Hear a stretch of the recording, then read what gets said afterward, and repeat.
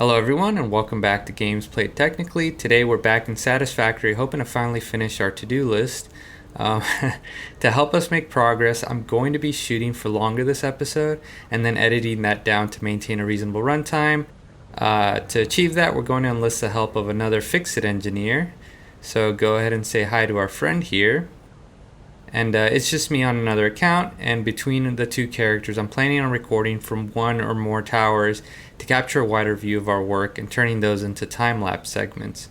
I'll have a few breaks in between to fill you in on our progress, with our end goal being to set up our ironworks, finally get to reinforced plates. And with that, let's get started.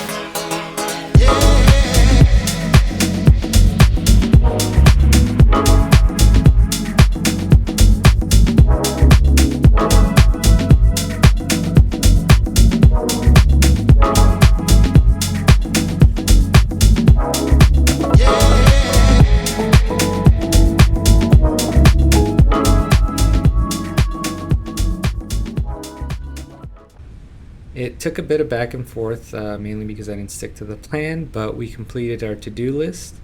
We built 12 constructors total, but we still need to connect them to power. Either way, let's check them off on our to-do list.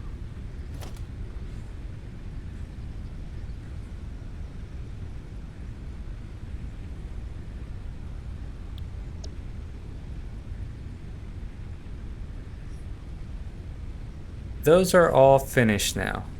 However, if we want to set up reinforced plates, we actually have to do a milestone, which, great, we haven't done one in like 3 episodes or something, so let's take care of that milestone. It's going to be a parts assembly because we need the assembler.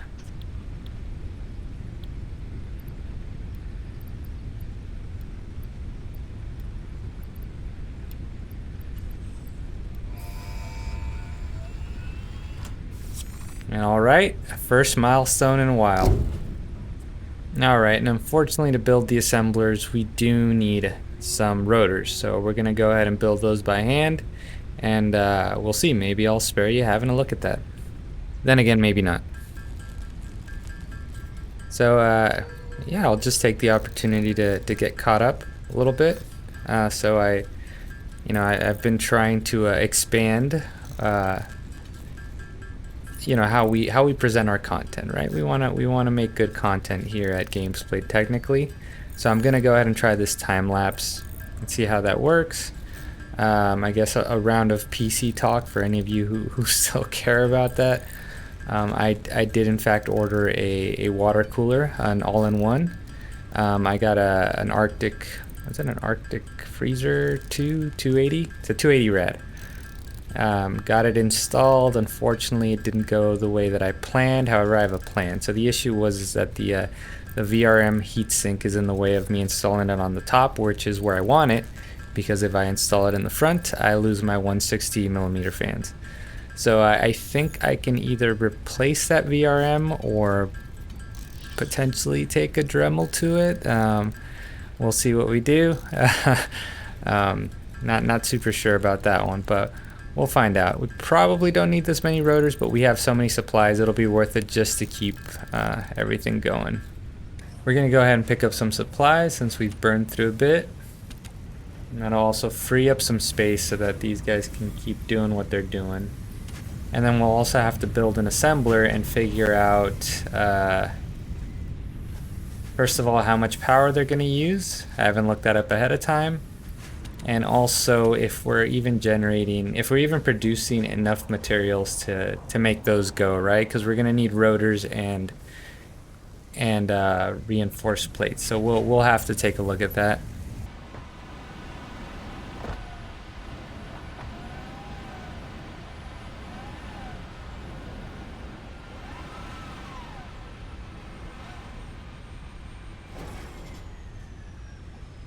Milestone exchange concluded. Fix-it freighter re-entry complete. It may not be as cool as the space elevator, but it's still pretty cool. Okay, so these consume 15 megawatts. At this point, we may just be looking at getting one reinforced plate and one rotor going, but we're gonna have to see if we're even producing enough to do both. If we're not, we might have to reorg our setup real quick. Luckily, that shouldn't take too long. So it turns out we actually need 160 screws to do this. So that's not too bad. We just have to double our production. We're already producing 80 with our 2 constructors. So what we'll do is we'll take one of those. We have enough iron rods to do that. We should see how many iron rods we'll need total, though. Okay, so the good news is that we're producing almost enough iron rods. So we're actually producing 60 iron rods. We're gonna need 40 for screws in order to double our production of screws. And then we're gonna need 20 for rotors and 12 for modular frames. So that's gonna be a total of 72.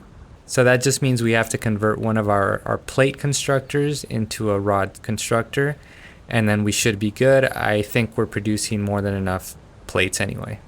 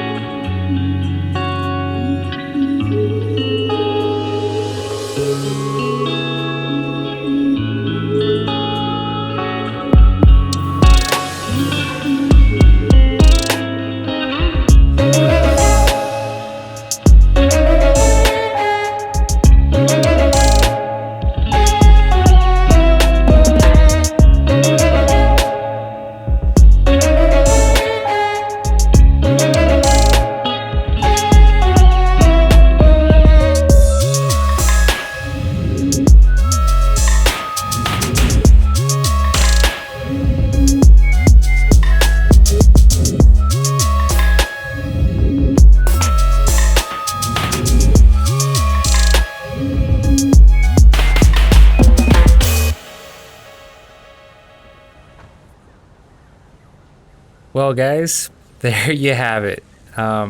It took me over 2 hours of recording, but we are producing reinforced plates. This, I have to tell you guys, this felt like a gargantuan task for me. Not just because I was building something way different, right? The verticality was significantly more, and certainly I was leaving a lot of space for aesthetic reasons, right? This felt big for me because on top of that, like I was I was figuring out how to record in a novel way, right? I'm having to do my recording from really where I should be building up on a tower, right? So that I can get a good time lapse, right? Later, or rather, at a later date, I might try a time lapse where maybe I change how I do it, because it really added to the difficulty and to the amount of time taken. I had to add two more biomass burners just to be able to power all of this. And then especially at the end, I was really guessing where to put everything, right? Right, I just kind of slapped the assembler wherever, and got so I got exactly 60 screws going in and 30 plates going in. So I still have some sorting to do on the floor just below. So I can but first we have to figure out what are we building after that, right? So we obviously we have a few things. We have to do rotors, and we have to do the plates. Although the plates is a temporary thing, we just need that for the space elevator, which is another thing we have to do. Right, is we have to pick where we're going to put our space elevator. In all likeliness, I will have to, in addition to that, farm for more biomass, so that I can convert that into fuel. I may do that off screen just so you guys don't have to look at that. Really, the last thing to do is if you look at our to-do list, I've updated it again. I did not include the assembler there, but you know what? Let's add the assembler and then check everything off. All right, look at that. Everything X'd off. So we did it, guys. This was a really big undertaking for me, but I'm excited to see what it looks like once I stitch the whole thing together. Definitely chopping out big chunks of it, but I'm hoping this is gonna be really good content. So we'll see. Also, I would be really delinquent in my job as a content creator if I don't ask you guys to please like and subscribe. And with that, I'll see you guys next time.